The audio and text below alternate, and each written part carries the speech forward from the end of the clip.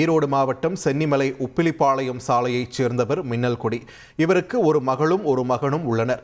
இந்த நிலையில் இவரது வீட்டின் அருகே உள்ள மின்னல் கொடிக்கு சொந்தமான கொட்டகையை பிரபுபாஸ்கர் மற்றும் செந்தில் ஆகிய மூவரும் இடித்துள்ளனர். இதனை தட்டி கேட்ட மின்னல் கொடியை தகாத வார்த்தைகளால் திட்டி கொலை மிரட்டல் விடுத்தனர். இதுகுறித்து சென்னிமலை காவல் நிலையத்தில் புகார் அளிக்கப்பட்ட நிலையில் கொட்டகையை இடித்த மூவரும் கைது செய்யப்பட்டு சிறையில் அடைக்கப்பட்டனர்.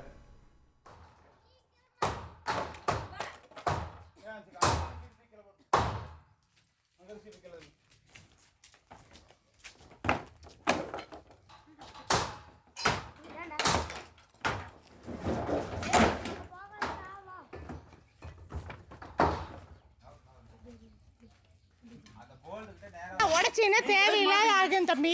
இங்க பாரு, உடைக்காத உடைக்காத நீங்க சொல்லுங்கக்கா. உடைக்காத நீங்க சொல்லுங்க. இங்க பாரு, உடைச்சின்னா நல்லா இருக்காது தம்பி. வேண்டாம் கம்மிட்டு நீங்க தொடாதீங்க. நீங்க செய்திகளை உடனுக்குடன் தெரிந்து கொள்ள உடனே சப்ஸ்கிரைப் பண்ணுங்க.